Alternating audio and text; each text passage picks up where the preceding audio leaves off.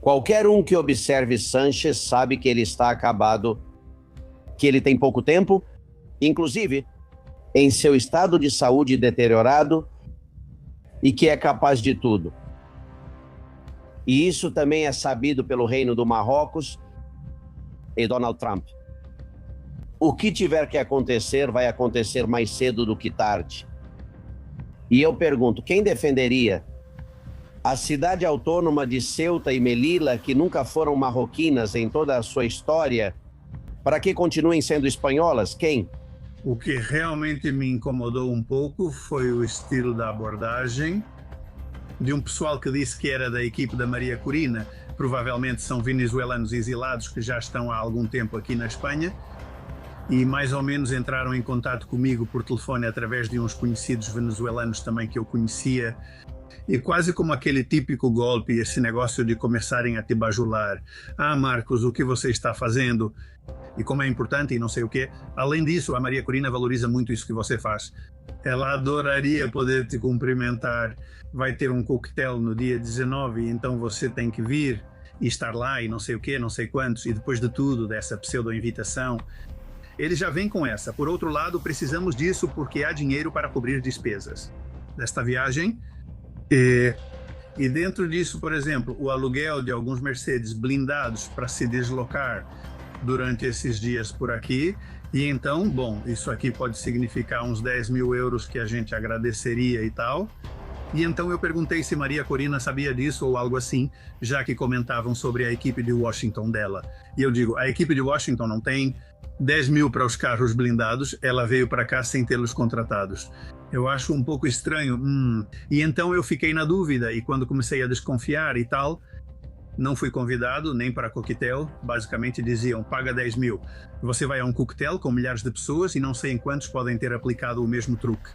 E isso é muito significativo. As autoridades do Partido Comunista mostram que isso está desmoronando e o FBI já está em Cuba. Repito, o FBI está dentro de Cuba trabalhando. Com isso, provavelmente as coisas estão muito mais avançadas do que pensamos, porque eu nunca imaginei que Cuba fosse entregar um dos seus, porque esse indivíduo é um dos seus, que eles estavam protegendo. Esta é a prioridade nacional. Há anos aplicamos critérios contra nossos próprios compatriotas espanhóis. Critérios que às vezes são elementos de discriminação. Não são nada além de elementos de discriminação. Parece que se você é espanhol não pode ser pobre. Se você é espanhol não pode ter problemas. E isso é completamente falso, porque todos nós temos amigos ou familiares que já estiveram em situações como essas e que são discriminadas pela legislação atual, a de todos os partidos, veja, não só a do Partido Socialista. Se eu disser Feijóo especificamente, não tem o sangue nas veias suficiente para merecer se tornar presidente do governo.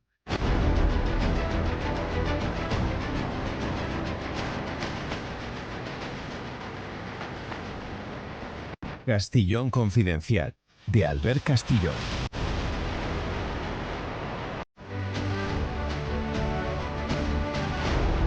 Bem-vindos. Como vão, confidenciais?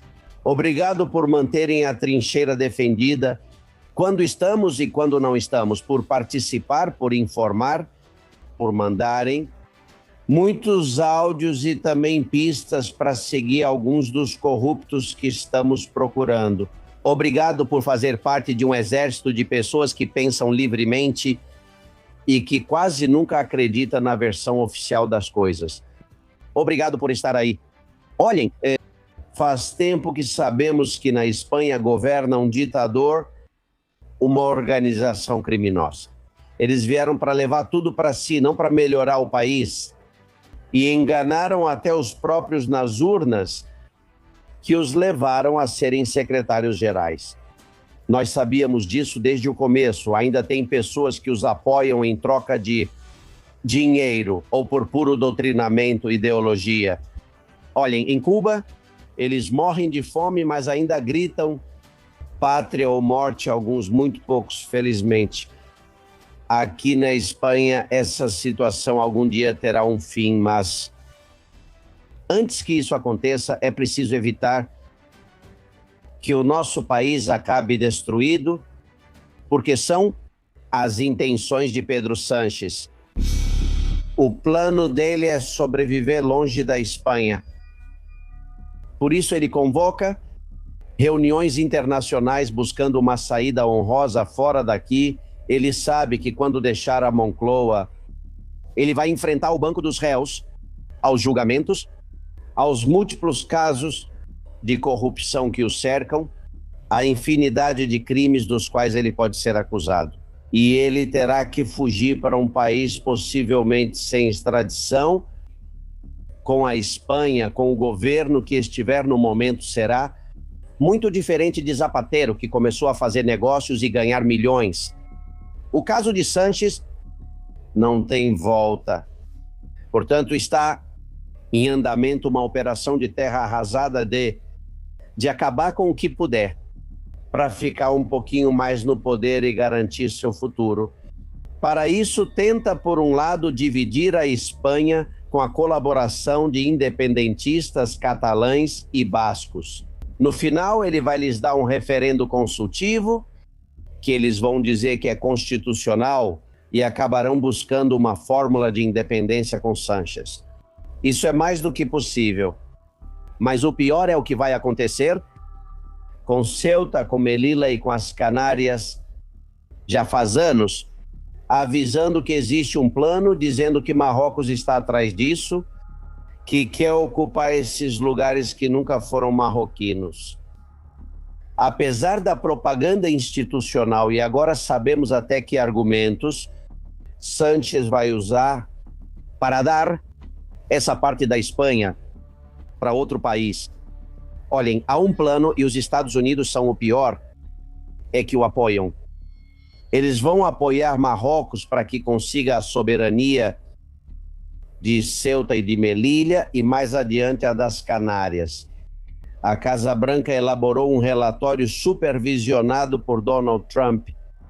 Após os desaires que recebeu, muitos por parte de Sánchez e do governo espanhol, e há assessores da Casa Branca e do Pentágono que pedem diretamente o controle total do Estreito de Gibraltar, e isso inclui Ceuta e Melilla.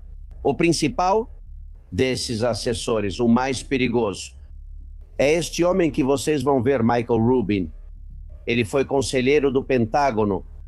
Há um artigo, vocês estão vendo, no qual diz diretamente que Marrocos deveria enviar uma nova marcha verde para Ceuta e Melilla. Vou ler literalmente: Sánchez deveria cumprir sua retórica anticolonial e pôr fim à ocupação da África.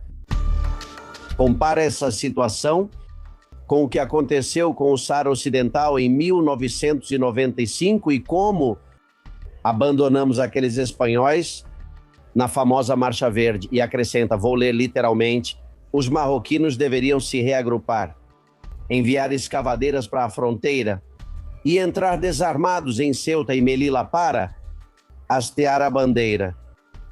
Fala dos moradores de Melilla, dos ceutenses como colonos.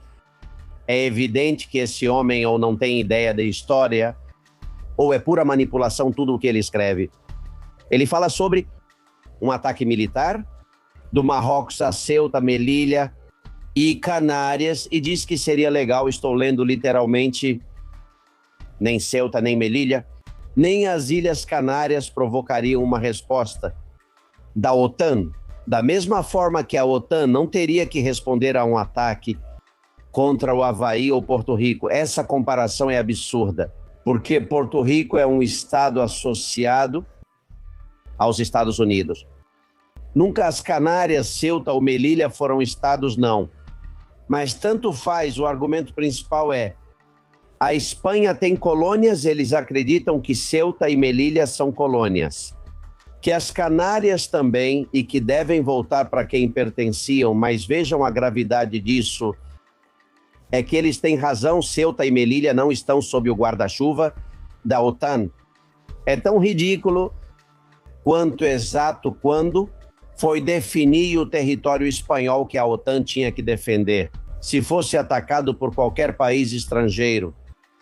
Disseram que Ceuta e Melilla não, porque estavam em solo africano, em território africano, que importa, né? E as Canárias cercadas de água. O que isso tem a ver? O fato é que para as Canárias, sim, supostamente a OTAN protegeria as Canárias, sim, se houvesse uma invasão, mas Ceuta e Melilla não. Isso deixou eles sempre em uma situação de indefesa agravada pela nossa monarquia. O rei Dom Juan Carlos permitiu que o Saara fosse ocupado, depois de prometer aos soldados que estavam lá que isso não ia acontecer.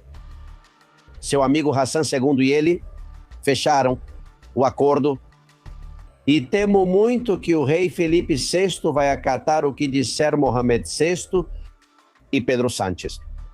A prova disso é que, em todos os anos em que é rei da Espanha, jamais, nunca, nem uma única vez, o rei Felipe VI pisou o território de Ceuta ou de Melilla, porque Mohamed ou Sánchez não permitem, ou talvez os dois.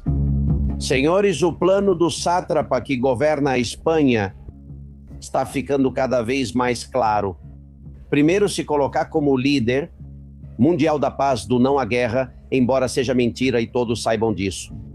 Depois, aproximar-se dos inimigos do Ocidente, aproximar-se de todos, da China, da Venezuela, do Brasil, da Colômbia.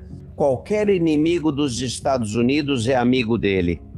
Mais tarde, provocar aos seus aliados da Organização do Tratado do Atlântico Norte, especialmente a quem manda, que é os Estados Unidos, para sair da OTAN com qualquer desculpa pacificadora bom-mocista, dizendo que o gasto militar é excessivo e que a Espanha não pode arcar com isso, ou qualquer outra falsidade.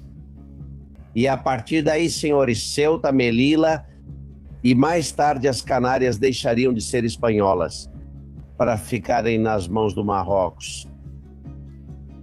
Mohamed VI sabe que este plano pode ser colocado em prática hoje mesmo e os Estados Unidos possivelmente o apoiariam e a OTAN olharia para o outro lado, mas é que quem menos faria para defender esses territórios seria Pedro Sánchez.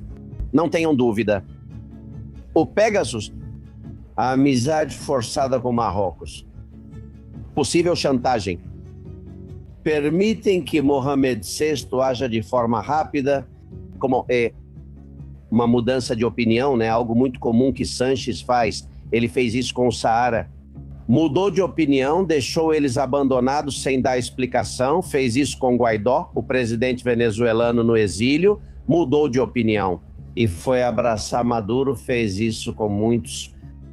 E agora faria de novo com Ceuta e Melilla, dizendo que pela paz do mundo é melhor deixar que sejam territórios marroquinos e que se incorporem ao reino do Marrocos e, além disso, como o Partido Popular vence em ambas as cidades autônomas, então melhor ainda, qualquer um que observe Sánchez sabe que ele está acabado, que ele tem pouco tempo, inclusive em seu estado de saúde deteriorado, e que é capaz de tudo. E o reino do Marrocos também sabe disso, e Donald Trump. O que tiver que acontecer, vai acontecer mais cedo do que tarde. E eu pergunto, quem defenderia a cidade autônoma de Ceuta e Melilla, que nunca foram marroquinas em toda a sua história? Para que continuem sendo espanholas, quem? Quando Sánchez entregou o Saara Ocidental, ninguém moveu um dedo para apoiá-lo, nem agora, nem em 1975. Quando fez o mesmo, o rei Dom Juan Carlos, que maltratamos, desde a península aos territórios distantes que um dia fizeram parte da Espanha, bom, que perguntem à Guiné Equatorial, que só os socialistas vão esconder dinheiro nos bancos da Guiné Equatorial. Bem-vindos, amigos, tem mais, investigamos. Castillón Confidencial, de Albert Castillón.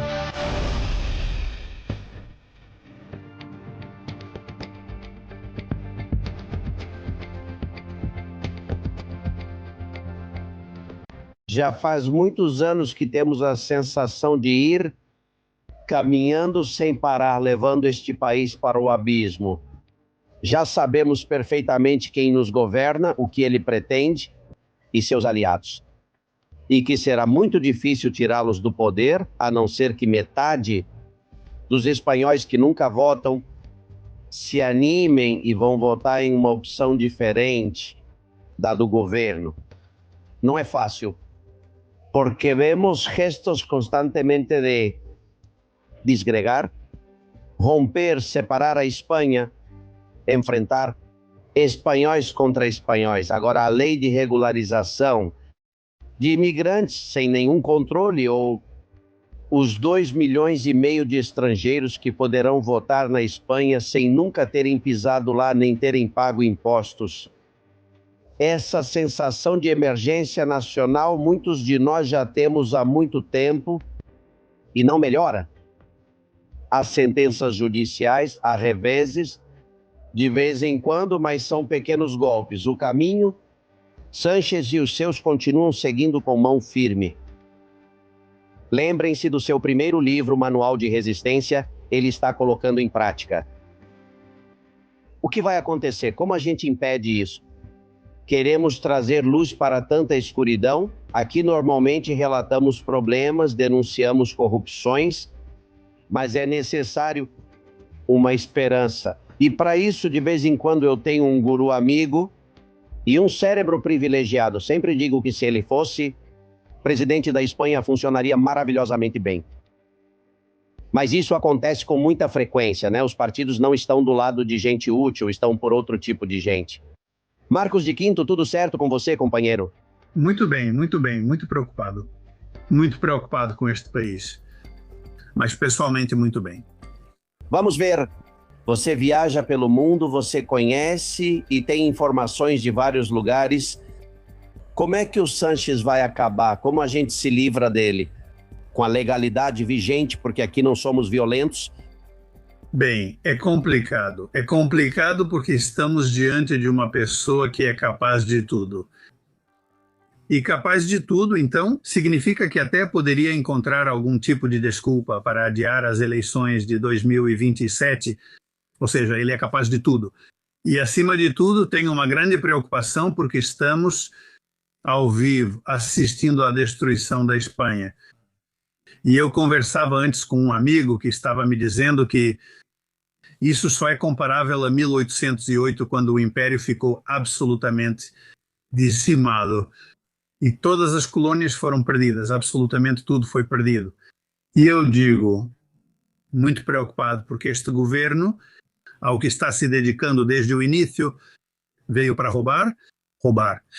Neste momento, eles não estão preocupados com a Espanha, não estão preocupados com os serviços públicos nem com as infraestruturas, mas apenas preocupados para aumentar impostos, tirar o dinheiro do bolso dos espanhóis e transferir esse dinheiro pela CID e outros meios externos. Para poder fazer isso de maneira impune, eles também destruíram neste momento o Estado e a separação de poderes e tomar de assalto todas as instituições. Por exemplo, ou seja, nunca na vida o Parlamento esteve na situação em que está. Aquela que seria a terceira autoridade do Estado, na verdade, é como se fosse a chefe de gabinete de Sánchez. No Parlamento já não se debatem mais as leis, tudo é feito por decreto-lei. E as leis, na verdade, lhes são debatidas em Waterloo, ou na Suíça, ou onde quer que seja, mas aqui não há debate nenhum, tudo é imposto abusando do decreto-lei. E, por outro lado, o poder judiciário, que é algo que eles precisam desativar, justamente para poder viver dessa impunidade. Pois bem, conseguiram tomar de assalto a promotoria, o tribunal, o Conselho Geral do Poder Judiciário. O Tribunal Constitucional, embora fora do Judiciário, de certo modo, está desautorizando isso. E quase não lhe restam recursos, pois, para realizar as mudanças desejadas, como permitir que promotores conduzam a instrução, para anular o que é a acusação popular. Ou seja, todo esse tipo de coisa mudou para que eles possam continuar roubando e dar o golpe final no Estado. Independentemente disso, para a destruição da Espanha, como você disse, isso está provocando essa substituição populacional. Para Sánchez isso não faz diferença, pois talvez no futuro ele vai morar na República Dominicana ou em outro lugar, Como sabe que os espanhóis não gostam dele, também não gosta deles, e diz: vou deixar para vocês um paizinho que vocês vão ver. Outro tema que também é uma destruição tremenda para a Espanha é a política externa, que está sendo conduzida de uma maneira caprichosa e pessoal. Isso é absolutamente inimaginável em nenhum país, porque a política externa, você tem uma política de Estado, tem que ser uma política de consenso, onde essas grandes linhas de atuação precisam ser consensuadas com a própria oposição para evitar mudanças bruscas na política externa, independentemente do governo. Aqui na política externa, esse homem fez o que quis. Além disso, ele age por impulso. Você lembra que ele bateu de frente com Milei? Então, olha, vou me meter aqui com a Argentina. E acontece que ele fica bravo com a América do Norte e com Israel. Isso é gravíssimo, gravíssimo, porque estamos em uma situação de indefesão.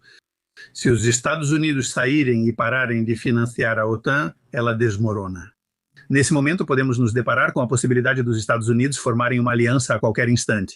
Não será mais uma aliança geográfica, pois os mísseis agora cruzam continentes, talvez façam uma aliança seletiva com alguns países, e entre esses países, claro que a Grã-Bretanha poderia ser um deles, uma vez que Starmer não esteja mais lá. Israel, logicamente, e talvez Marrocos.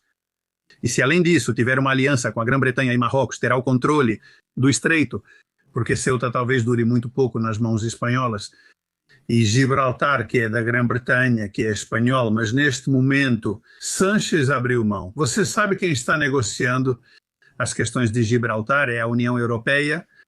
Ele delegou isso à União Europeia, mesmo sendo território espanhol. Tudo isso é um absurdo total e, além disso, as decisões estão sendo tomadas por ele e não são debatidas no Congresso. Nem informa o rei sobre elas. Porque imagina o que aconteceu com a cessão do Saara.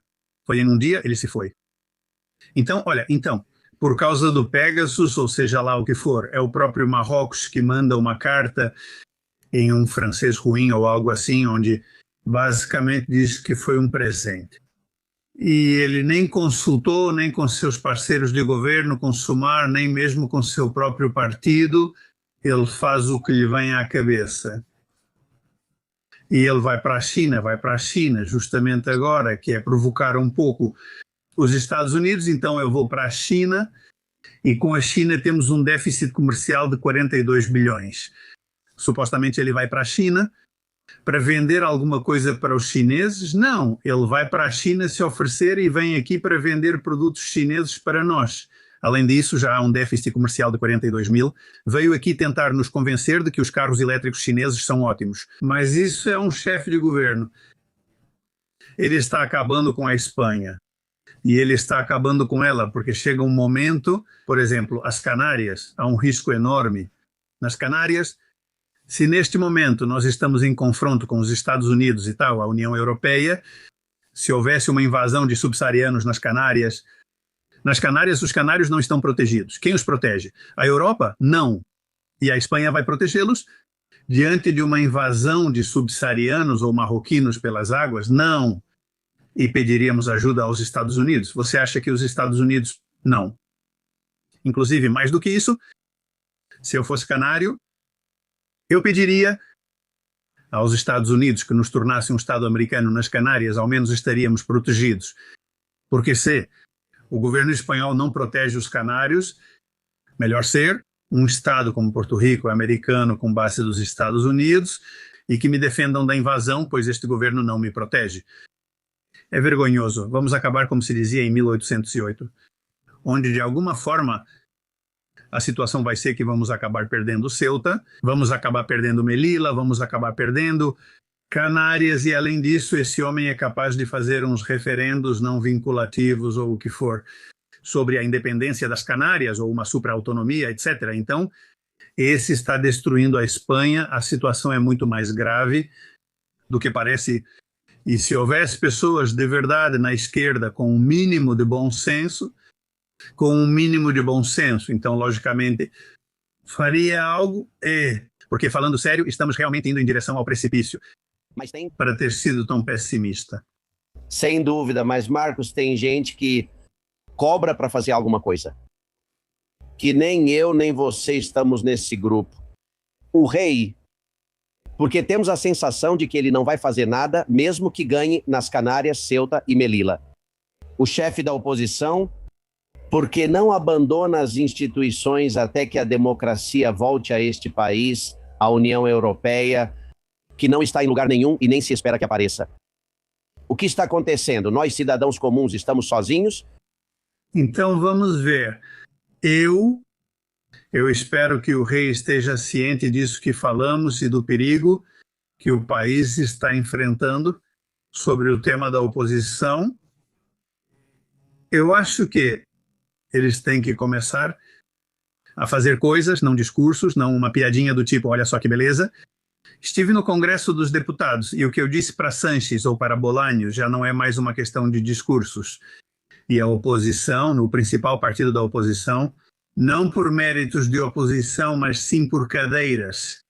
Esse partido controla 12 comunidades autónomas, tem poder institucional, e eu acho que poderia acionar todos os mecanismos para alertar a população sobre isso, começando por uma moção de censura que, mesmo que perca nos votos, poderia ganhar e poderia usá-la, porque não tem tempo determinado para pegar e explicar aos espanhóis em que situação tão complicada nós nos encontramos. Mas, infelizmente, não falo do Partido Popular, mas sim Feijóo, concretamente. Não tem sangue suficiente nas veias para merecer ser presidente do governo, porque estamos vendo isso. Porque se acovarda diante de Sanches, e se não se acovardar, faria uma moção de censura neste momento, independentemente de qual vai ser o resultado em termos de votos. Porque a situação exige e é preciso usar todas as balas possíveis, todas, e essa é uma missão da oposição, e é uma ferramenta que a oposição tem e está guardando. Para quê? Para quando? Enfim. Da União Europeia nem se fala. A União Europeia, de jeito nenhum. A União Europeia, a questão é que vai mudar ou vai desaparecer. Na verdade, à medida que os governos forem mudando, neste momento nos países, tudo vai mudar completamente, essa situação. Mas a União Europeia é uma união de países egoístas, onde, olha, qualquer risco que nós tenhamos com Ceuta, Melilla ou com Canárias, ali ninguém vai dizer absolutamente nada, absolutamente nada.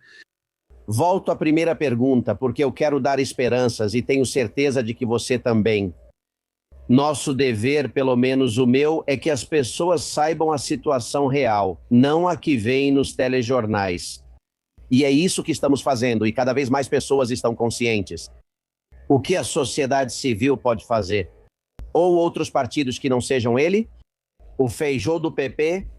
Para levantar isso, mais de uma vez você e eu conversamos de convocar uma greve geral, que talvez, se for convocada com força, sem sindicatos que não estarão presentes, porque recebem do governo. Teria sucesso. É uma opção? Sim, vamos ver. A esquerda se mobiliza muito bem, como você bem sabe, né? No momento em que houvesse uma mudança de governo, teríamos as ruas incendiadas, e as ruas realmente estariam incendiadas pelo preço da gasolina, pelo preço da eletricidade, por qualquer motivo.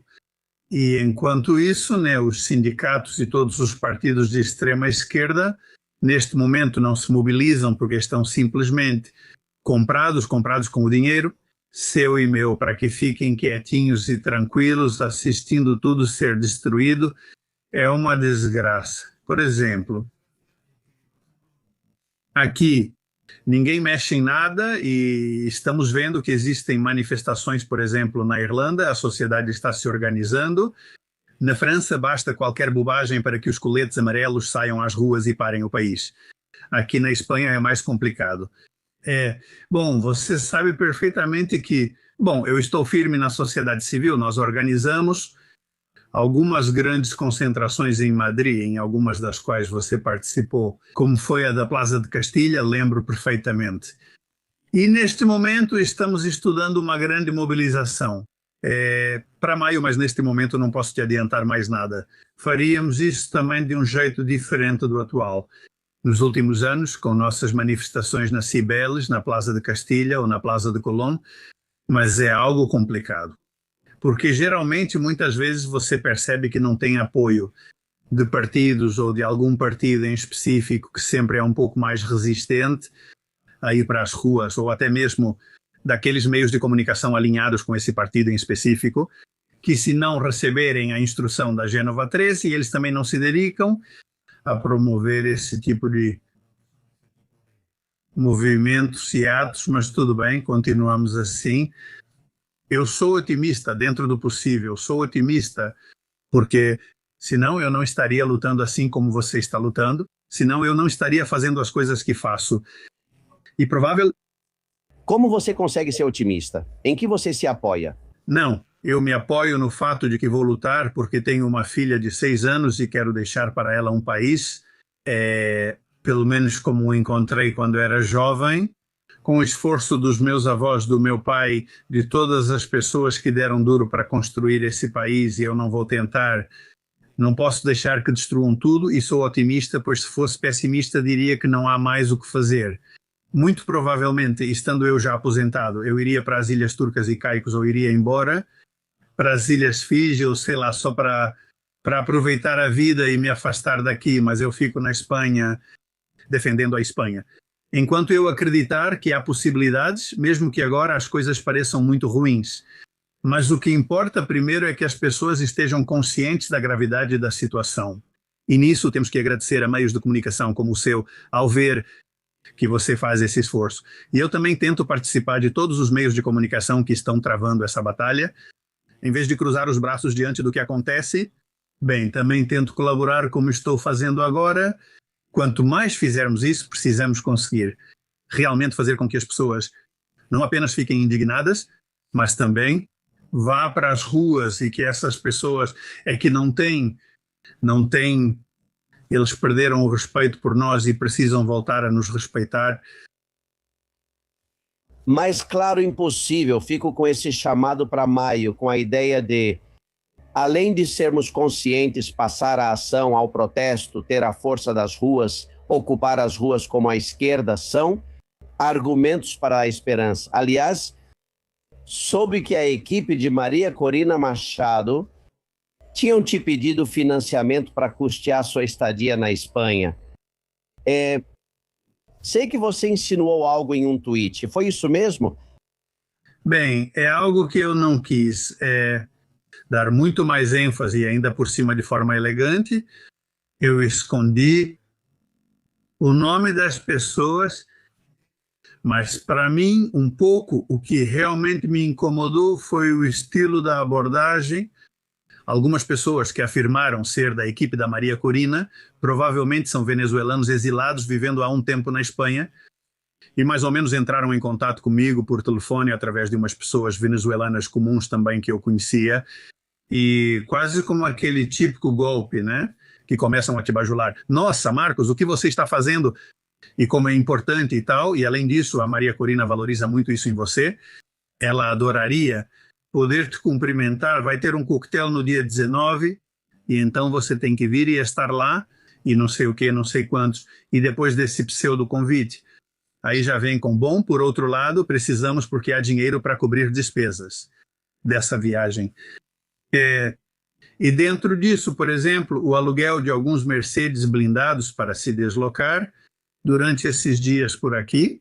E então, bom, isso aqui pode significar uns 10 mil euros que a gente agradeceria e tal. E então, claro, eu digo, bom, e a Maria Corina sabe disso ou algo assim, porque além disso falavam da equipe de Washington que ela tem, e eu digo, bom, a equipe de Washington e não tem 10 mil para os carros blindados, veio aqui sem tê-los contratados. Já achei um pouco estranho. E então eu fiquei na dúvida.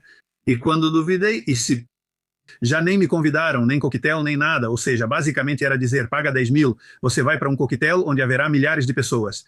E não sei quantos outros caíram no mesmo truque, pessoas já um pouco influenciadas, para que todos pagassem a mesma fatura, ou se fosse paga várias vezes, não faço ideia. E simplesmente, quero dizer, não gosto da possibilidade de haver gente que talvez não, mas poderia estar, que pessoas estejam tentando tirar alguma vantagem particular. Com isso, pessoas venezuelanas que realmente podem estar aqui exiladas. E eu quis tornar isso de conhecimento público justamente para... A equipe da Maria Corina já te ligou? Disseram, não fui eu? Bom, por meio de terceiros, a equipe da Maria Corina ficou preocupada e a Maria Corina e sua equipe, eles sabem exatamente a pessoa que estava envolvida nisso. Aparentemente é alguém próximo na época de Leopoldo López. E o que eu queria era, de certa forma, alertá-la, porque a oposição venezuelana sempre enfrentou o problema de pessoas ao seu redor tentando interferir, tirar vantagens pessoais e esse tipo de coisa, que não sei se devo chamar de corrupção ou espertalhões, gente esperta que sempre existe e tal. E isso pode muitas vezes manchar a visita de alguém que respeito muito, como a Maria Corina Machado, e acho que as pessoas mais próximas a ela devem estar cientes dessas coisas para impedir que isso aconteça em outro país, em qualquer outra visita, ou seja, o que for.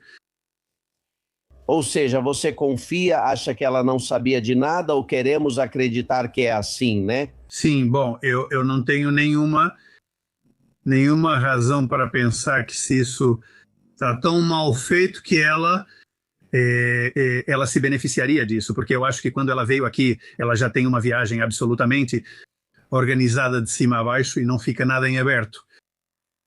Você já a conheceu? Não, eu não a conheci, apesar de já me dizerem que ela está com tanta vontade de te conhecer.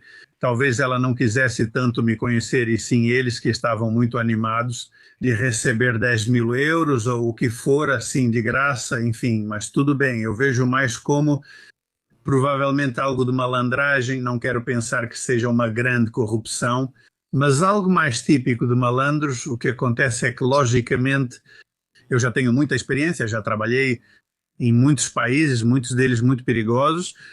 E, bom, então, eu sempre fico um pouco desconfiado quando as coisas parecem estranhas. E você fez muito bem em tornar isso público. Para começar, bom para ela e para aqueles que realmente acreditam em uma mudança com Maria Corina na Venezuela. Essa é a minha intenção. Jamais ele ofuscar a visita dela, mas sim o contrário, avisá-la para quê? Para que sua equipe não fique manchada por gente que não merece. Meu querido Marcos de Quinto, mantenho a esperança que você tem, me apego às mesmas palavras, de que é preciso mudar isso, de que não podemos deixar este país para filhos e netos assim, e é preciso fazer o que tiver que ser feito. Dentro da lei, ainda há um grande caminho a percorrer e vamos ver se alguém faz isso e, se não fizer, vamos obrigá-lo a fazer. Um abraço bem forte. Um abraço, Albert. Castillón Confidencial, de Albert Castillón.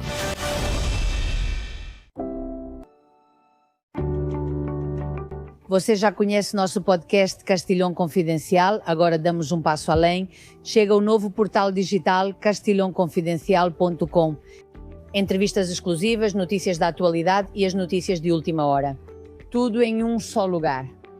Anime-se, conheça a gente e inscreva-se. É grátis, não perca nada. castilhonconfidencial.com, a informação que importa. A verdade, sem filtros.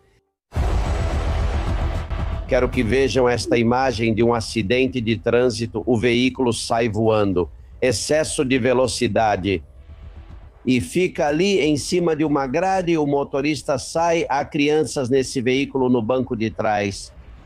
Isso pode acontecer com qualquer um, pode acontecer com a gente. Nesse momento, a imprudência, você sabe que foi cometida. Começa a sair fumaça do veículo, a parte de trás e bastante fumaça. A fumaça entra no interior do carro, mas não consegue quebrar os vidros com a mão. Você tenta com uma pedra e também não consegue. Não é fácil quebrar o vidro de um carro. Em qualquer situação que você possa fazer isso, repare que este motorista, isso é uma imagem real, com o carro cheio de fumaça, ele tira uma criança, tira outra, as chamas, já que são visíveis dentro do veículo, e ainda assim eles tiram um terceiro que sobrevive por milagre. Nem conto se além disso, é dramático, se além de não ter um aparelho para quebrar o vidro do carro rapidamente. Você não tem algo? Castillón Confidencial, de Albert Castillón. Vamos lá, eu vou para vocês. Um jogo, vamos ver se vocês adivinham quem é um dos nossos debatedores de hoje. Vamos ouvir Fabienne, direto da França, que nos dará uma pista. Avise a Said que com esse cabelão faça uma trança. Ela, a pirata do Caribe. Vamos! Que tremendo. Ela é uma mistura, eu também, mas ela tem uma mistura que me sobra, vamos? Genial, genial. É fantástico. Said Schalin, como você está? Bem, muito bem. Boa tarde. Um abraço. Já não faço mais trança, por que não? Acho que não ficaria muito estético para mim, mas eu já tive o cabelo de várias formas. As pessoas não sabem, mas se entrarem nas minhas redes sociais podem descobrir. Eu já tive até o cabelo na cintura, já tive cabelo amarelo, já tive cabelo laranja, tangerina, já experimentei muito com o meu cabelo. Olha como ele está hoje, coitado, não consegue sobreviver. Ei, você estava doente no hospital por causa de um problema no pé. Você estava fazendo a visita e me mandou essa foto. O que os amigos do YouTube estão vendo que diz: em uma ala de um hospital. Atenção. Vou traduzir para vocês. Vigiem seus pertences o tempo todo. Olha só, roubam até no hospital em Barcelona, de verdade. Sim, e ainda era tipo no quarto andar, porque ainda, digamos, no térreo você pensa, bom, é possível, faz sentido, né? No quarto andar fico pensando, as coisas estão muito ruins. A decadência provocada pelo nacionalismo. Bom, mas agora com a regularização em massa, isso vai se resolver, porque todos nós estaremos mais tranquilos. Bom, prepare-se, Said, você que é espanhol por adoção, hoje o seu testemunho me interessa mais do que qualquer outro. Mas antes, deixe-me cumprimentar José Luiz Rancanho, o número 1. Como você está, amigo? Como vai, Albert? Um prazer estar com você e com Said, porque vou fazer um esclarecimento. Vamos ver. Said não é um pirata do Caribe. Said é um espanhol que combate os piratas do Caribe, os chavistas, Maduro, os castristas. É um espanhol que combate os piratas no Caribe. Sim, senhor, e é um lutador pela liberdade, por isso está aqui como presidente dessa aliança contra o comunismo. Bom, aconteceram coisas e me surpreende ter um nível político tão ruim, tão baixo, por exemplo, Sheinbaum no México. Vocês sabem que houve um tiroteio, exibimos as imagens na sexta-feira passada. Uma turista canadense assassinada, vários feridos. Bem, a solução de Sheinbaum para evitar o tiroteio nos monumentos maias. Nunca, com exceção de ontem, mas já que aconteceu ontem, então precisamos ter protocolos que evitem que isso aconteça, anúncios e ao mesmo tempo informação, e ao mesmo tempo ver se é necessário equipamento para poder adquirir o equipamento. Então, são como vocês sabem. Existem muitos sítios arqueológicos no México e é isso que vocês têm que falar com base na experiência que têm. Ou seja, vocês vão colocar cartazes, que é isso que está sendo dito, nos quais se diga armas não. E pronto. E esperam que quem estiver com armas diga, não posso passar daqui porque tem um cartaz que diz armas não. Esta Sheinbaum vai nos dar dias muito gloriosos, Rancanho, no futuro. Se falava, vocês ouviram sobre protocolos, o protocolo que os mexicanos deveriam aplicar é tirá-la do caminho rapidamente. Ou seja, nas próximas eleições, que venha qualquer outra presidenta. Sabe qual é o problema real, Albert? O discurso de ódio que esses caras vêm praticando há anos. Como eles precisam manipular e enganar a população e precisam gerar ódio ainda mais na população mais pobre, que é a que tem mais necessidades. Esses são os que promovem um falso indigenismo, que é completamente falso, que não tem nada a ver com a história, mas que é baseado no ódio. No ódio, nesse caso, ao que é espanhol, a tudo que lembre a Espanha. E é isso que eles deveriam começar a fazer se quiserem evitar esse tipo de atitude, como o que aconteceu outro dia. Políticos ainda mais patéticos. Parece mentira, mas Rodríguez Zapatero está em campanha pela Andaluzia, sim. Qualquer um a quem você diga que o assessor de Maduro está sendo investigado, na América e na Espanha por supostos delitos faz campanha, diria, poxa, que tenha um pouco de vergonha, né? Embora que fique em casa pelo menos, mas não. E fala besteiras como essa. Aprendi muito com as mulheres andaluzas. Vocês sabem que eu pedi à Wikipédia que que coloquem meu nome lá nos livros de história e tal, né? Não me impressiona, mas vamos lá. José Luís Rodrigues Zapatero, presidente do governo de tal ano a tal ano, feminista. Pertenceu ao Partido Socialista, governou por tantos anos. Não me afeta, estou em todos os livros de história que me chamem de feminista, vamos ver se vão acabar dizendo Zapatero, narcotraficante ou colaborador do tráfico, e aí teremos um problema. Em Said, o que houve com esse homem? Bom, como dizia Napoleão Bonaparte, se você vê seu inimigo cometendo um erro, não o corrija, deixe que continuem levando ele por aí em turnê, para que eles continuem se dando mal. Que continuem levando ele por aí em turnê. Eu acho que Zapatero deve ter algum tipo de problema mental que provavelmente se agravou com toda essa situação jurídica que ele tem, que é um panorama bastante ruim e que eu acho que até outro dia ele não tinha consciência da encrenca que está por vir para ele. Com isso, ele inventa essas coisas, aí ele inventou aquilo da Wikipédia, é que ele tem, eu acho que todos os comunistas têm esse problema, eu sou Deus na Terra, e eu sou o máximo que já existiu, o maior, o mais bonito, o mais inteligente, não importa que tenha aquela cara que tem Zapatero, sabe? Sim, é um homem difícil de digerir visualmente. Diga assim, ei, tem uma inteligência artificial que eu guardei para você que você vai gostar. O Carlos me mandou, é mentira, já aviso, mas aparece o Dias-Canel fazendo um discurso para todo o pessoal dele, todos com o uniforme do Fidel Castro e com 80 anos. E acontece isso.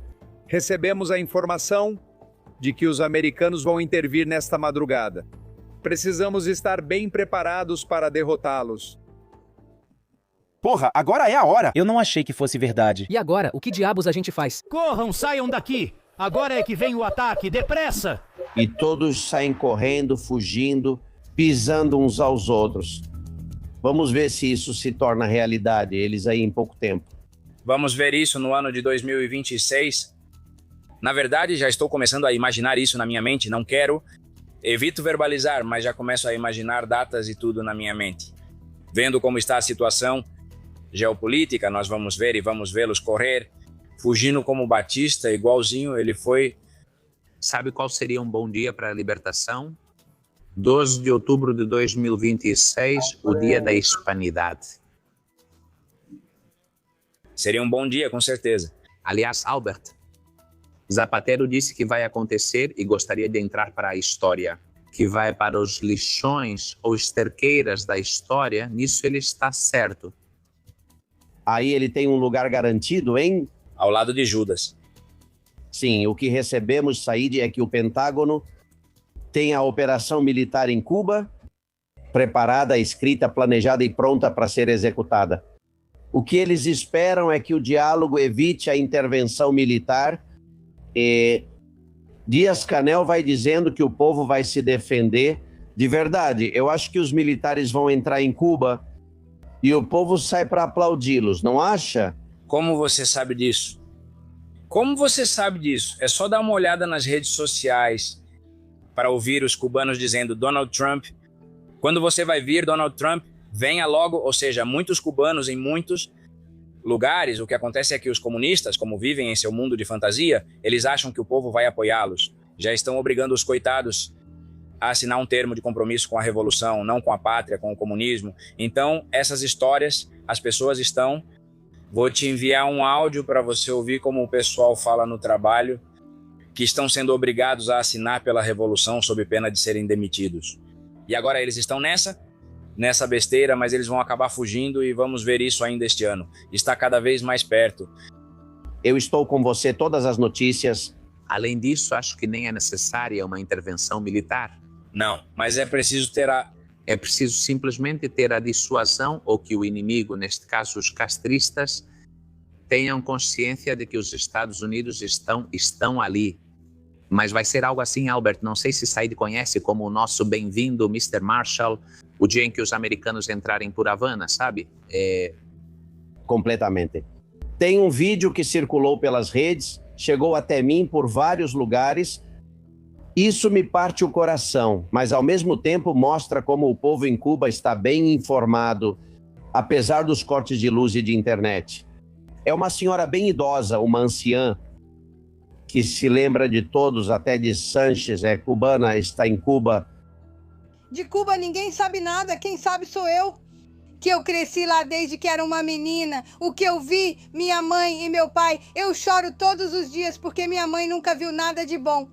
Minha mãe nunca teve açúcar, vivia chorando. Ai, onde eu consigo açúcar?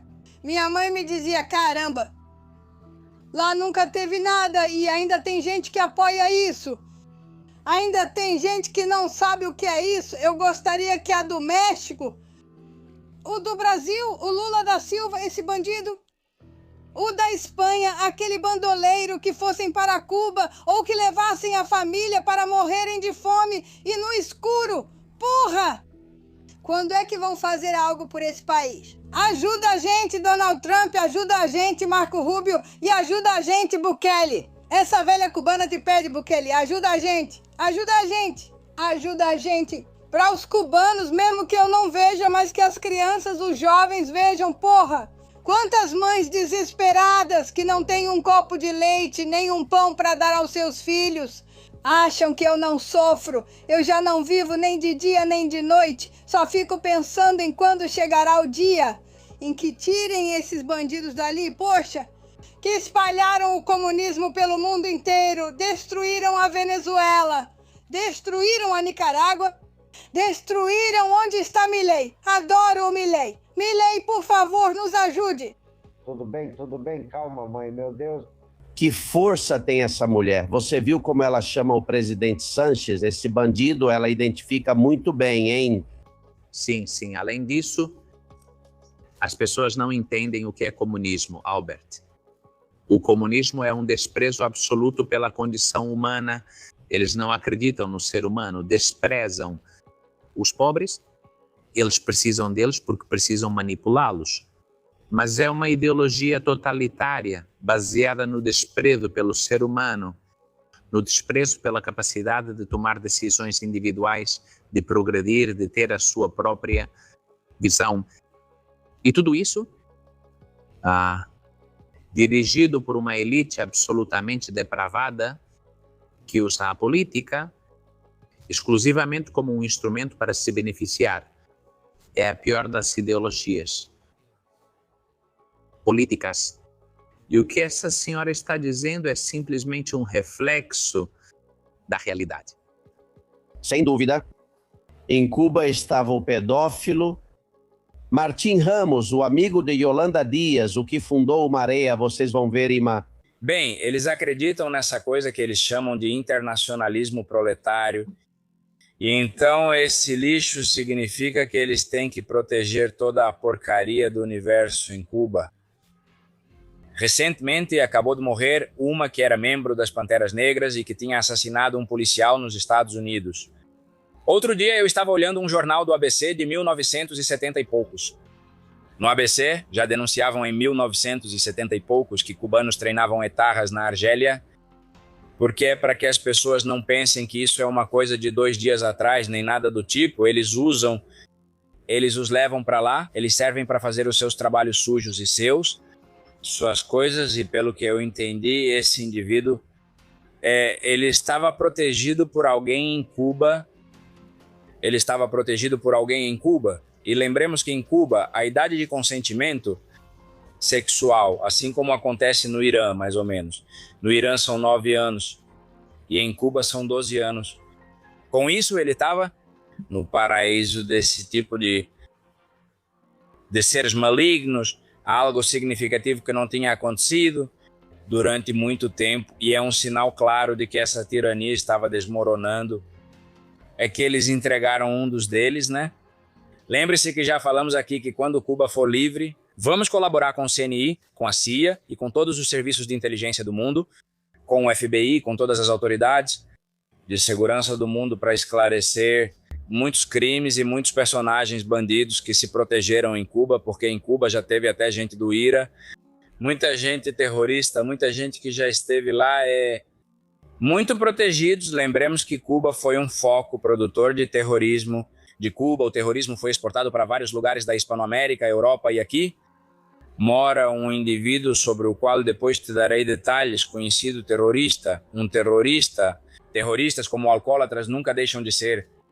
Aquele que diz o ex-terrorista, não, um terrorista mora em Paris. Depois te conto mais, pois ele se envolveu em coisas terríveis, até assassinatos e outras coisas, e agora está se passando por opositor. De opositor, meu Deus? Sim, de opositor, depois te dou detalhes, mas o mais significativo disso é que pela primeira vez, e isso é muito significativo, as autoridades do Partido Comunista, isso significa que isso está ruindo. Lembrem-se que o FBI já está em Cuba. Repito, o FBI está dentro de Cuba trabalhando. Com isso, provavelmente as coisas estão muito mais avançadas do que pensamos, porque eu nunca imaginei que Cuba fosse entregar um dos seus, porque esse indivíduo é um dos seus, que eles estavam protegendo. É muito importante o que você diz. Agora, Albert Said, eu quero fazer uma reflexão aqui com vocês. Eu sei a situação em que se encontra o povo cubano, assim como sei a situação em que se encontra o povo venezuelano, os nicaragüenses e pessoas de outros países. Mas não se pode recuperar a liberdade se não punirem os criminosos. Os criminosos não podem ficar impunes.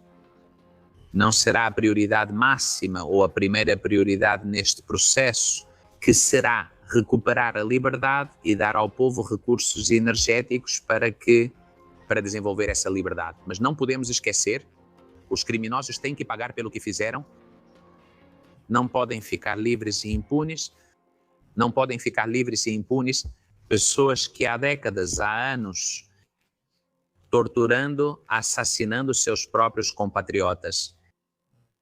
Olha, eu nesse sentido, sempre que me perguntam em certas entrevistas sobre o corpo, o que eu sinto vontade é de festa.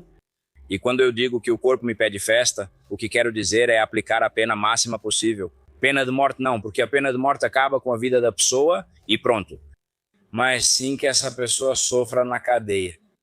Claro, com todas as garantias, com todos os direitos que uma pessoa deve ter no mundo livre, mas que fique preso até o último segundo da sua vida e que devolvam cada centavo que roubaram. Depois, do dito ao feito, há um longo caminho, e eu estou avisando a muitos cubanos que vamos nos acostumando à ideia de que talvez queremos a cabeça do lobo, mas talvez só fiquemos com alguns pelos, isso sim. Quando a democracia chegar a Cuba, que já exista um sistema jurídico como Deus manda, aí vamos retomar então. Acima de tudo, transmito essa mensagem aos compatriotas. Não é que estejamos perdoando nem nada, mas já se passaram 67 anos que eles vão embora. Quando tivermos um sistema jurídico como deve ser, sairemos literalmente no sentido jurídico para caçá-los onde quer que estejam. Se tivermos que pedir a extradição deles na Rússia ou onde for, vamos pedir a extradição deles caso haja problemas diplomáticos ou internacionais, o que for preciso. Por levar essas pessoas à justiça, vamos chegar lá, mas agora eles devem ir, pois os cubanos precisam de liberdade. Estrada me contou algo e eu custei a acreditar, mas ele disse que é verdade. Escutem. Entrevistaram uma garota cubana que estava aqui na Espanha. Quando perguntaram para quem ela votaria se pudesse votar, quando pudesse votar, ela, cubana, vinda de Cuba, disse que votaria no Pedro Sánchez, que veio de Cuba, que escapou de Cuba, vem para a Espanha para votar no Pedro Sánchez. E vocês querem me convencer de que se amanhã, ou daqui a 1 ano, ou 2, ou 3, houver eleições em Cuba, o partido de Castro não vai ganhar de novo. Said, o que você acha? Olha, acabei de te mandar uma imagem e peço, por favor, que você a coloque. Acabaram de sair umas estatísticas bem recentemente dos hispano-americanos no que votam.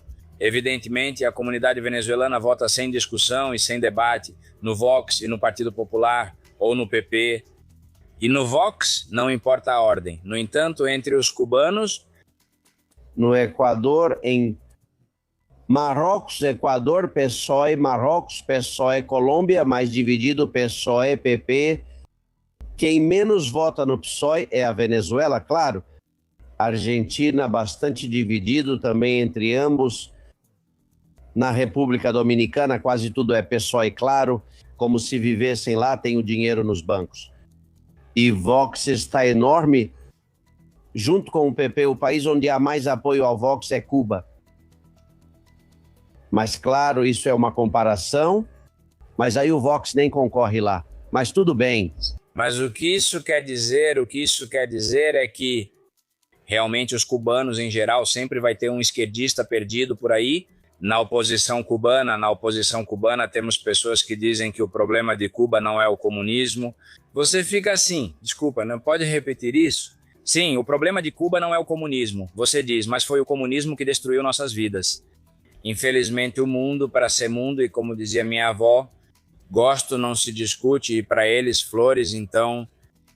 E há pessoas, evidentemente, que a ideologia de Pedro Sánchez e todo esse wokismo e todas essas coisas, elas acham espetaculares, mas olha, vou te mostrar um vídeo de uma menina devia ter 12, 13, 14 anos. Perguntaram, você é revolucionária? A adolescente respondeu, não sou comunista. E era uma menina dentro de Cuba, por isso essa garota provavelmente, ou seja, da inteligência cubana ou está desconectada do sistema, mas a realidade é que os cubanos não querem o comunismo. Quero te mostrar algo, Rancânio, para a gente entender do que estamos falando, Sánchez. E agora vamos para a Espanha. Sánchez acabou de dizer que a regularização em massa de imigrantes foi obrigado a realizá-la como consequência das mudanças climáticas. Ele te explica, não ria, ele te explica dizendo que a Espanha é um lugar de acolhimento. E claro, as secas, o aumento do nível do mar no Sahel, que eu não sabia que o nível do mar tinha aumentado no Sahel, e secas e desertificação há cerca de 1000 anos. Mas enfim, ele diz que isso, provocado pela mudança climática, claro, empurrou essas pessoas de Marrocos e da Argélia a virem para a Espanha e que, por isso, devemos acolhê-los, porque é uma emergência climática. O que você acha disso? Permita-me, já te respondo, Albert, mas quero falar um minuto sobre o que dizia nosso informante sobre em quem votaria a população cubana. Depois de 30, 40 anos de comunismo, ninguém em sã consciência pode querer comunismo. E se não, que deem uma volta pelos países do leste europeu, que passem livremente por todos os países que estavam sob a bota ou o jugo da antiga União Soviética e perguntem a eles sobre o comunismo, que vão ter uma das melhores lições, e voltamos para a Espanha, voltamos aos comunistas daqui, é que esses também são comunistas. Isso é um argumento para idiotas.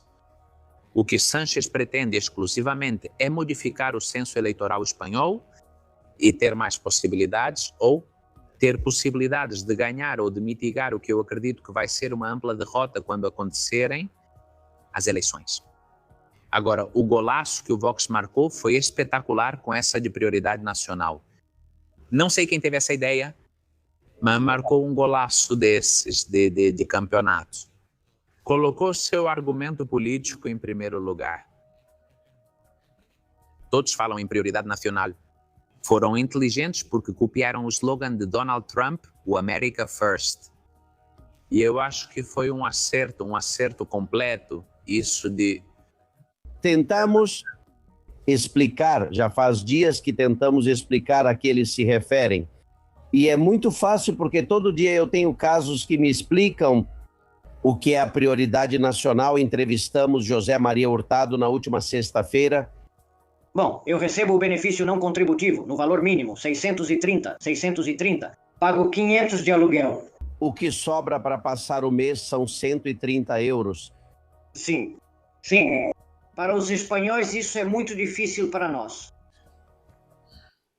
Outro caso, recebemos uma ligação de Antônio, de Toledo.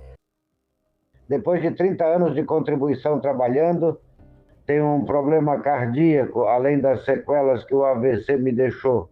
Deveriam estar me pagando desde o ano de 2020. Deveriam estar me pagando 1.175 euros, e não é assim. Começaram me pagando 800 euros. Agora mesmo estão me pagando 1.135 euros ou 1.035 euros e pagando uma hipoteca. Já faz 22 anos que estou pagando hipoteca, o banco também está tirando dinheiro de mim. Se você me permite, Albert, eu acho que foi um grande acerto a estratégia do Vox com essa questão da prioridade nacional. Gostaria de compartilhar algumas observações com vocês e todos os confidenciais. Quando se fala em prioridade nacional, é disso que toda família com um certo senso comum fala. Cada um convida para sua casa quem quiser. Uma mãe ou um pai não abre a porta de sua casa e coloca alguém à sua mesa se não quiser fazer isso. E claro, ninguém que possa prejudicar ou que possa ser perigoso para eles, para seus filhos ou para seus familiares. Eu trabalho duro para tentar para que minha família tenha uma vida razoável. Mas primeiro quero que minha família tenha uma vida razoável e, se eu puder, ajudarei os outros. Esta é a prioridade nacional. Há anos aplicamos critérios contra nossos próprios compatriotas espanhóis. Critérios que às vezes são elementos de discriminação, não são nada além de elementos de discriminação. Parece que se você é espanhol não pode ser pobre, se você é espanhol não pode ter problemas. E isso é completamente falso, porque todos nós temos amigos ou familiares que já estiveram em situações como essas e que são discriminadas pela legislação atual, a de todos os partidos, Alberto, não só a do Partido Socialista. Eu sei e conheço comunidades autônomas onde governa o Partido Popular, onde determinadas ajudas chegam exclusivamente a determinados grupos. Por exemplo, o auxílio maternidade de 14 mil euros da Comunidade de Madrid, Queria também comentar sobre isso que chamam, pois já dizem ser inconstitucional. Não, a Constituição espanhola fala de igualdade entre espanhóis. Exatamente. Igualdade entre os espanhóis, hein?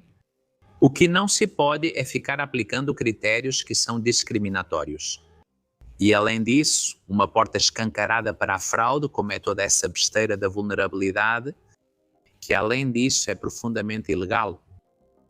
Porque é uma fraude. Para que você possa decretar a vulnerabilidade de uma pessoa, você precisa realizar um processo que tem que ser um processo sério, que você precisa comprovar uma série de dados que neste momento, nesta administração, absolutamente ninguém faz isso. Mas o pior, Saide, Albert, foi a aprovação de um decreto-lei que contraria a lei de imigração, sem ser debatido no parlamento. Mas isso é uma norma autocrática que simplesmente persegue um fim eleitoral, mas que vai ser caótica para o nosso país É uma verdadeira emergência nacional. Me interessa saber sua opinião, Saide, que você chegou de outro país e agora é espanhol, mas antes ouvimos a Sofia e Gema. Conheci uma garota durante uma viagem para ver minha mãe em Vélez, Málaga, que o marido não tinha contra-cheque, ou seja, ela com 2 filhos pequenos, pagando aluguel. Ela foi até a assistente social para pedir ajuda, colocaram um monte de obstáculos, muita burocracia, no final ela saiu desanimada. Mas atrás dela, no turno seguinte, havia uma muçulmana, como ela deixou a porta entreaberta, ficou escutando, deram tudo para ela, não colocaram nenhum obstáculo para nada. Sobre os espanhóis, primeiro, eu venho sofrendo com isso há muitos anos. Os espanhóis que não contribuímos, porque na verdade os empregadores não te registravam, e ainda, mesmo tentando, eles te davam quando queriam. Os serviços sociais não são para os espanhóis, a Cruz Vermelha não é para os espanhóis. Recebo o benefício mínimo vital com 44% de deficiência, quando eu deveria ter muito mais e receber mais. Saide, quando você chegou à Espanha, você se beneficiou dessas ajudas? Eu não recebi nada, porque nunca fui pedir nada, não precisava.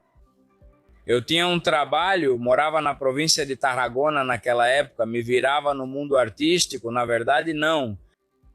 Não, nunca fui a um serviço social nem a nenhuma dessas coisas. Quero te colocar essa questão porque outro dia, conversando com Marcos de Quinto, que ouvimos antes de começar a conversa em privado, ele me disse mais. E ele me dizia, é que a maioria não vem numa regularização como essa, não vem para trabalhar. Ou tem aqueles que já estão trabalhando e organizam as coisas direitinho, no final conseguem os documentos. Nisso a gente concorda.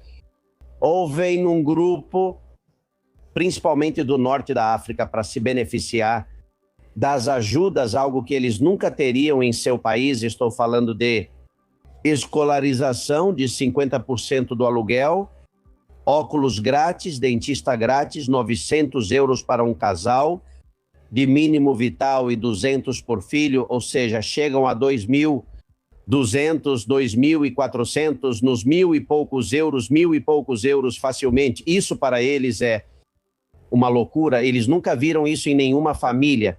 Mas Albert, isso é discriminatório até para os espanhóis. Sabe quanto um espanhol ganha? Eu tenho na minha produtora pessoas que trabalham comigo, que têm alta qualificação e que estão ganhando 1.800 euros por mês. Você mesmo acabou de dizer que esse tipo de recém-regularizados, alguns recebem auxílios sociais no valor de 1.200, 1.400 euros sem trabalhar. Exato. Eu disse no seu programa, em outra ocasião, que quando os processos migratórios são por razões econômicas, exclusivamente econômicas, nunca jamais são um problema. Nunca foram um problema na história da Europa, América ou do mundo. Estamos diante de um processo diferente. Isso não é um processo por razões econômicas. Claro que as pessoas que estão conosco há mais tempo trabalhando precisam regularizar sua situação.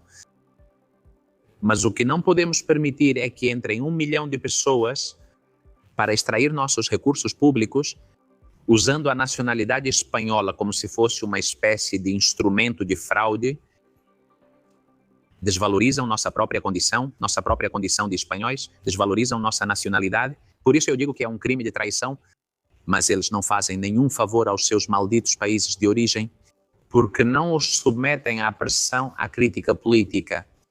Esses países onde deveriam ser desenvolvidas políticas diferentes das que estão sendo desenvolvidas. Sim. Deixa eu te contar uma coisa. Eu conheço várias pessoas que são espanhóis, porque são descendentes de espanhóis, mas que nasceram em Cuba. Que bom, pela situação em Cuba, decidiram retornar para a Espanha. Pessoas com uma mãe, com uma filha e seu marido, uma senhora já idosa, é aposentada, etc., por ativa, por passiva, pela direita, pela esquerda, por todos os lados, tentaram conseguir algum tipo de ajuda e não deram a elas.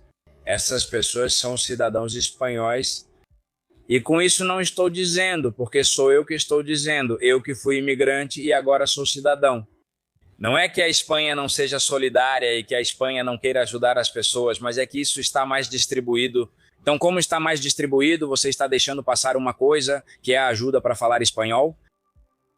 Essa te faltou. O que eles dão? Não sei. 300 ou 400 euros a mais para que falem espanhol, que muitos não falam a língua espanhola corretamente. Isso é uma coisa que também existe, então é impressionante que pessoas, cidadãos que retornaram e tecnicamente existem essas ajudas, mas eles complicam, eles dificultam. Me pede, sei lá, o DNA da sua tataravó para verificar e, no final das contas, não estão ajudando as pessoas que realmente precisam. E, insisto, a Espanha não é insolidária, nem desumana, nem nada disso. Vamos ouvir a Amparo, que tem uma mensagem para você, Saíde. Receio, meu querido Saíde, que neste exato momento o Vaticano está tão tremendamente politizado, vendido a essa doutrina globalista, porque não se pode chamar de outra coisa, que não tem nada a ver com os cristãos de antes, com aqueles que somos mais velhos, como é o meu caso, e olha, não tem nada a ver com Cristo. Você falou na última vez aqui no programa sobre a falta de apoio da Igreja Católica aos cristãos e católicos em Cuba. E todos lembramos que o Papa Francisco foi o último que esteve por lá e se encontrou apenas com os Castro, não foi ver nenhum opositor. Você lembra, né? Bom, teve um opositor que conseguiu furar o cordão de segurança e implorou ao Papa que, por favor, que os ajudasse, que os protegesse. Esse homem foi levado à força, bateram nele, prenderam ele. Sim, houve um Papa que ajudou os cubanos a conquistarem liberdade. Esse foi Karol Wojtyła. João Paulo II, esse sim lutava contra o comunismo.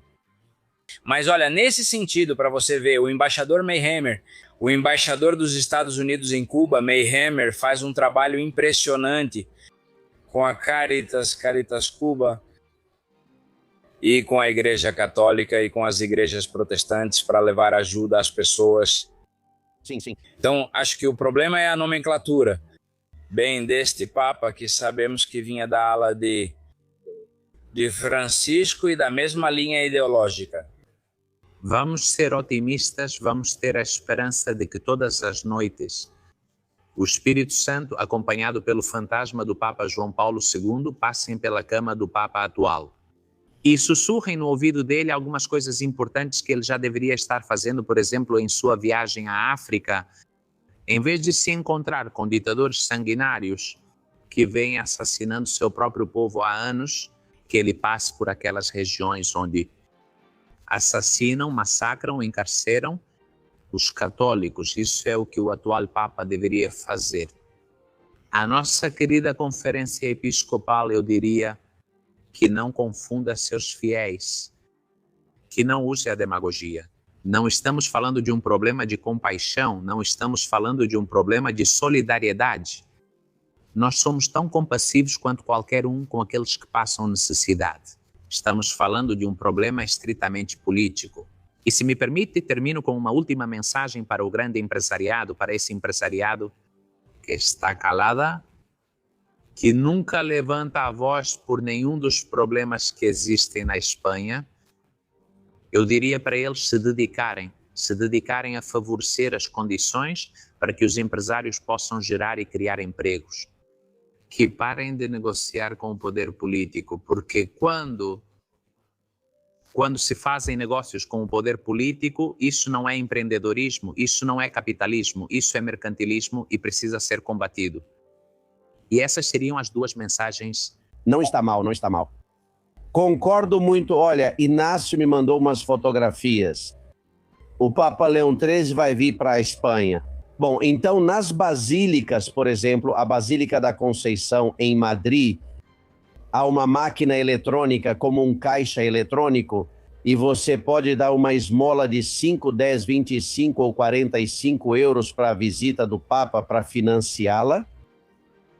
Eu digo isso caso vocês queiram ir, Rancânio, Said, se quiserem passar por lá, já ficariam com 45 euros, tenho certeza, tenho absoluta certeza. Do que vocês estão rindo? Não, eu queria fazer porque eu fiquei pensando na minha intervenção anterior e disse, poxa, eu pareço bem anticatólico, não é? Quero dizer, não, e que todos saibam, que todos os veículos de bastidores saibam que tudo isso foi dito por um cristão católico, não muito praticante, mas católico. Sim, que é José Luiz Rancânio. Bom, últimas mensagens, senhores, são aposentados Tony e Victoria. Uma associação de aposentados, a Sub 40, que o que está pretendendo é que quem tiver 40 anos de contribuição pode antecipar a aposentadoria aos 63 anos sem penalização. E, bom, isso me chamou muito a atenção porque eles estão propondo uma moção de censura cidadã ou estabelecer algum mecanismo legal que, de alguma forma, faça com que isso seja oficial, né? Albert, isso muitos aposentados sabem, que o pagamento deles é uma porcaria. E sabem de uma coisa, dizem que é mentira, que não estão recebendo ajuda, que os pobres estão passando por momentos muito difíceis, estão passando muito mal, porque não dão ajuda nem nada, e que isso de receber um dinheirinho, isso é mentira. Muitos estão enfrentando momentos difíceis na Espanha e ainda ter que ver o que o governo está fazendo com os nossos impostos. Últimas mensagens, Suzana, direto da redação, conta pra gente. Um abraço para você, Albert, e também para os debatedores. E, claro, aos informantes que vão nos enviando mensagens aqui na redação, todos os seus comentários que vamos lendo e que vocês forem enviando. Claro, o MC diz, acho que estamos muito enganados, Begônia tem muito mais poder do que pensamos ao lembrar que Pedro está no governo graças ao pai da Begônia, ela não é confiável. José Lopes diz que os espanhóis primeiro, sempre em primeiro lugar. Também José escacou a ver essas filas, dá pânico. Espanha, o que está por vir para você é bastante grande. E que tudo isso seja feito tão facilmente por um único homem, é muito curioso o que está acontecendo conosco. Eglay diz que o caso de Susana Dias é primeiro se escandalizar com as urnas ocultas e depois aceitar que é melhor o salário dela no Senado do que ficar passando frio lá fora. Isso está acontecendo agora. José também diz que o socialismo é uma fábrica de pobreza para o povo e outra de transformar seus líderes em milionários. Na Espanha isso está à vista. E aqui há muitos maduros que vocês também deveriam perceber.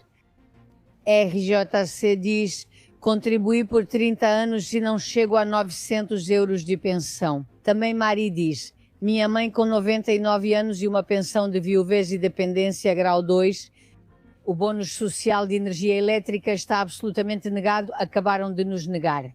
O resumo dessa negação é que ela não é considerada vulnerável e tem 99 anos. Alberto Rosa diz que os recursos de um país devem ser direcionados primeiro para seus cidadãos e depois será possível ajudar qualquer estrangeiro que possa contribuir e que eles, evidentemente, possam agregar valor ao país. José também diz: hoje é o dia dos Josés. Ele diz: o surpreendente é a facilidade com que o presidente do governo age, fazendo o que quer sem nenhum outro poder. E o Estado ninguém o enfrenta. A Luísa também comenta que parabéns pelo programa, todos os dias acompanho vocês de Londres e não perco nenhum. Aos debatedores, aos confidenciais e, acima de tudo, a todos que fazem parte desta família. Muitos espanhóis enfrentam dificuldades, quase miséria, enquanto milhões de estrangeiros vivem na Espanha. Mas será que ninguém vai parar tudo isso? Ou pelo menos não vão organizar isso? E aqui a gente encerra, Alberto, convidar todos os nossos confidenciais para assistirem a todos os nossos canais, o que eles mais gostarem. E principalmente que neste podcast estarão bem informados. Obrigada, Alberto. Muito obrigado. É incrível essa mensagem, que dizia que uma senhora de 99 anos não recebe ajuda porque não é considerada vulnerável. Olhem, agora tem umas filas neste exato momento nas ONGs que emitem o certificado de vulnerabilidade, que é mais um documento necessário para a regularização, e ninguém investiga nada, ninguém pergunta nada, te dizem: você é vulnerável, pronto, papel, carimbo e próximo, até 600 por dia. Mas essa senhora de 99 anos, não. Me dói porque a Ayuso outro dia postou um tweet na sexta-feira dizendo que o Vox dizia sobre a prioridade nacional é mentira, que existem os mesmos auxílios para espanhóis e para estrangeiros. Não posso acreditar que a Ayuso não saiba que isso acontece, é difícil de acreditar, José Luiz. Bom, eu acho que a Ayuso cometeu aqui um erro gravíssimo, mas quem esteve certo foi o Vox. O Vox esteve completamente certo com sua prioridade. É nacional, acho que é um acerto político. E acho que a reação de Ayuso simplesmente é a reação de uma má perdedora. Gostaria de acrescentar uma coisa, Albert, além disso. Muitas prefeituras do Partido Popular estão colaborando ativamente nessa fraude. Quando as prefeituras têm de gerenciar adequadamente esses processos e emitir os certificados correspondentes e não o fazem com as garantias suficientes, estão cometendo um ato de prevaricação. O Partido Popular deveria, de uma vez por todas, definir o que quer fazer com esse assunto. E se você me permite uma sugestão para Abascal, já que ele lançou essa de prioridade nacional, que agora acompanhe com a de emergência nacional. Sim, é isso mesmo, emergência nacional. É que ele saiba qual é o papel das instituições. E que quando as instituições estão subutilizadas, ou são usadas de forma fraudulenta, ou não são utilizadas para o que foram concebidas constitucionalmente. Não tem por que dar-lhes apoio, não se tem por que colocar em um cenário que não pudesse ser objeto de crítica, ou seja, se além disso coloca o componente de emergência nacional, eu acho que o acerto seria duplo. É um bom conselho. E para terminar, uma mensagem que recebi de Cuba, com certeza você também recebeu, Saider, de um adolescente de 16 anos preso em Cuba por protestar. Jonathan David Moore, ouçam a mensagem para ver se chega a quem deve, para que ele saia da prisão. Jonathan David Muirburgo, um menino que desde muito pequeno sofreu ali por causa do medo, ao medo intenso, estresse e momentos traumáticos. Ele desenvolveu uma desidrose na pele. 2 bactérias agravaram essa condição. Uma foi o estreptococo beta-hemolítico, causador da febre reumática, que graças a Deus ele não teve, e outro estafilococo que o deixou grave, com risco de vida. Atualmente ele está preso há 1 mês e 6 dias na prisão de segurança máxima de Canaleta, em Ciego de Ávila, em Cuba. Este jovem foi preso no dia 16 de março e na segunda-feira, 16 de março, mas que no dia 18 deveria receber a primeira ampola de Evertran para ajudar no sistema imunológico. Ele não recebeu por estar em condições inóspitas, condições precárias, condições em que ele não deveria estar ali. Já entendi, se não pressionarmos vai acontecer como com Alexander, que saiu e sua imagem rodou o mundo todo. Nós o entrevistamos aqui na semana passada. Depois de 5 anos na prisão, 400 menores, todo ano o regime castrista prende por protestar. Dá para fazer mais saída? Então, deixe-me te agradecer, Albert, pelo espaço que você está dando à causa da liberdade de Cuba e à causa da liberdade em geral. O que precisamos fazer é amplificar isso nas redes sociais. Escreva para ele, mesmo que seu vereador não tenha influência, escreva para o vereador do seu bairro. Escreva para o Parlamento Europeu, para onde for necessário. A coisa já está começando a se amplificar em vários lugares e o Partido Comunista não gosta disso, do barulho. Eu, da minha parte, vou tentar fazer as gestões necessárias e as ligações que forem precisas para colocar a maior pressão possível. Porque esse menino, como outras crianças, é vítima do comunismo. E o comunismo, vocês veem, os espanhóis que gostam do comunismo e do socialismo, veja só, até os próprios filhos deles vão acabar presos. Caso os filhos deles dependam de algum remédio, vão tirar isso deles. Para quê? Para que eles morram porque eles não dão valor à vida, daqueles que os enfrentam e que eles querem ver mortos de verdade. Albert, muito obrigado pelo que você faz. Faça o que puder. Eu sei que você vai conseguir. Amigos, é um prazer ter vocês aqui. Saíde Shalin Chong e José Luiz Rancanho. Obrigado. Albert, você me permite uma coisinha rápida? Porque eu ouvi você falar isso ontem no programa. Eu não sei o nome desse cara, desse socialista que tinham colocado lá por indicação em um cargo. Não sei se no Conselho Nuclear, em um desses cargos, não sei como ele se chama. Sim, o ex-gerente do PSOE. Mas eu fiquei absolutamente impactado com o que ele recebia. E eu acho que foi porque... Olha, chama-se Mariano Moreno Pavon e recebe 250 mil euros por ano quando saiu do cargo de gerente, que é uma forma de comprar seu silêncio. Eu sei que é só mais um, mas acho que naquela manhã até o café ficou entalado na minha garganta. E quero deixar aqui uma mensagem. Embora eu não seja muito fã do Estado nem das estruturas estatais, sim, quero deixar uma mensagem para todos que eu chamo de funcionários essenciais, para os professores, para enfermeiros, médicos, policiais, guardas civis, militares e juízes, a todos esses funcionários que são essenciais e que desenvolvem um trabalho pela sua nação, pelo seu país, pelos seus compatriotas, que por favor nos ajudem a combater esses oportunistas. E se me permite a palavra, oportunistas de merda, que nos ajudem a combatê-los de uma vez por todas, temos que tirá-los da administração. Há mais de 1,5 milhão desses oportunistas na administração. Esses funcionários essenciais são os que têm que nos ajudar, são os primeiros que têm que protestar com veemência. Toda vez que encontrarem um funcionário ou um desses caras que está ocupando cargos estratégicos, com capacidade de decisão e de influência real, eu peço que nos ajudem, que façam isso pelos seus compatriotas. Obrigado, amigos. Um abraço para vocês dois. Se cuidem. Tem mais em 1 minuto. Você está ouvindo Castilhão Confidencial.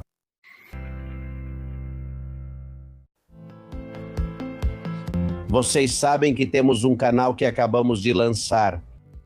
Na verdade, já está lá Tushen, minha filha, e parte da família à frente.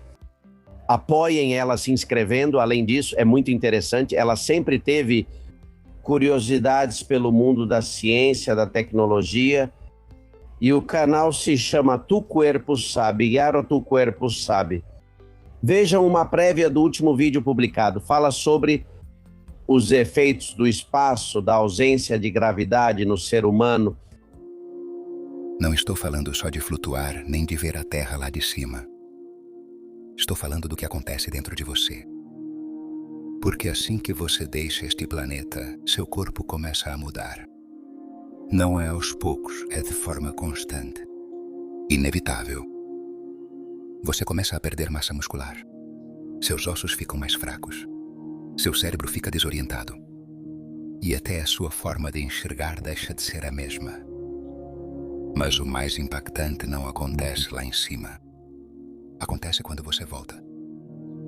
É isso que realmente acontece com o seu corpo quando você deixa a Terra. A Tu Corpo Sabe. Ajudem a família e ao Tuxen, que muitos de vocês já conhecem, a crescer nesse canal com uma base científica tão interessante. Tem muitos vídeos, toda semana tem um novo. Você está ouvindo Castillon Confidencial. Houve polêmica na semana passada por causa dos elogios. Bom, polêmica, vocês que digam.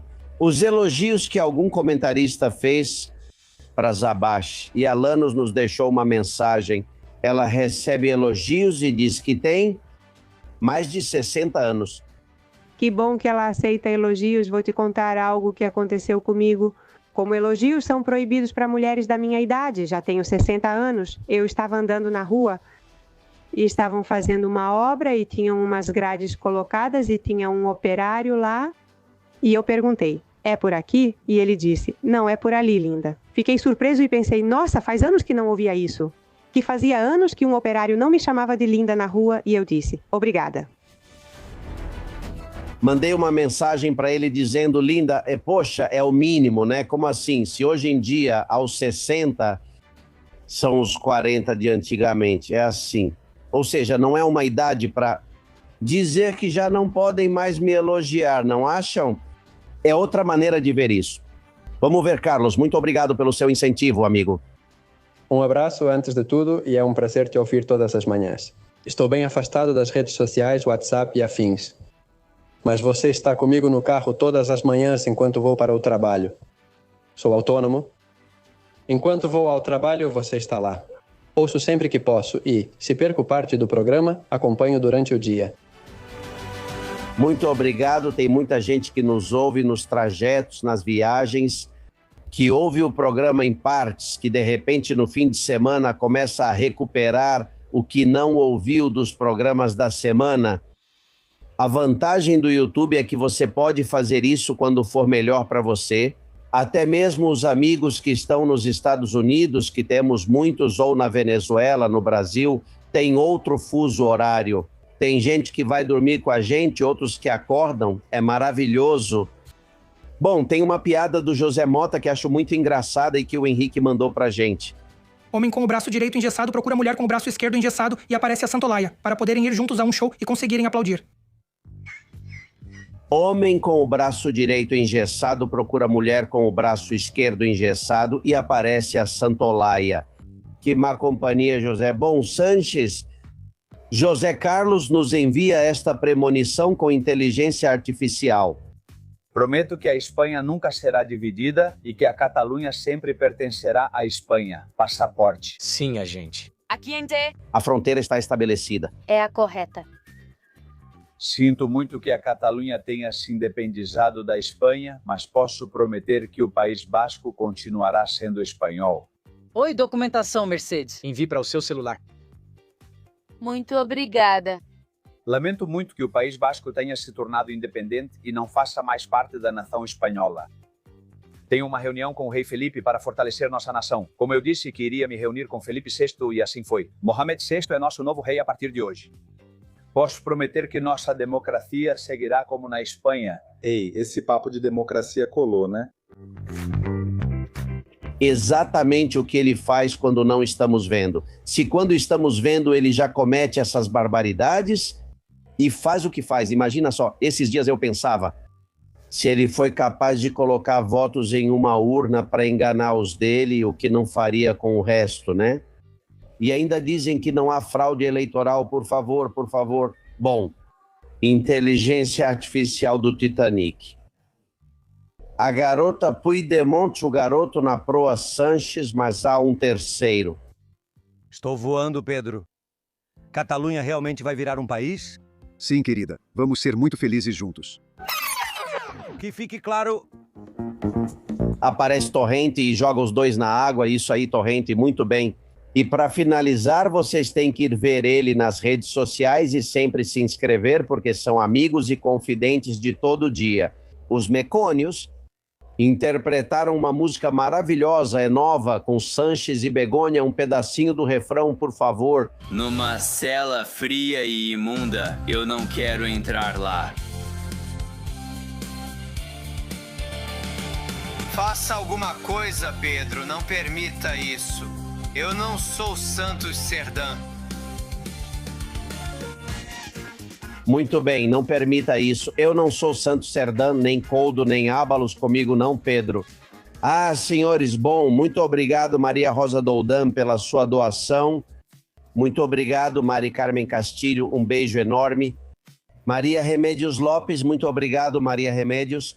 E Paulina Francisca Martins. Bom, e como eu disse, não se esqueçam do aparelhinho que estreamos hoje, o chaveiro, o meu rescue, ou como quiserem chamar. Pode salvar sua vida, leve-o sempre com você e use-o. Sabe que se nos enviar um e-mail, nós explicamos como fazer, albercastilon7@gmail.com, e você leva o melhor dispositivo de segurança viária. Proteja-se. Amigos, amanhã tem mais. Espero vocês na trincheira. E eu sei disso, somos confidenciais. Você é confidencial, eu sou confidencial. Todos confidenciais. Todos confidenciais. Mas só para mentes abertas. E para pessoas despertas. Da trincheira as balas assobiam e não tem jeito de sair lá fora. Aqui a liberdade tem asas de cera. Albert Castillon, Susana Gash, Tuxi Castillon, peça mais, muito obrigado.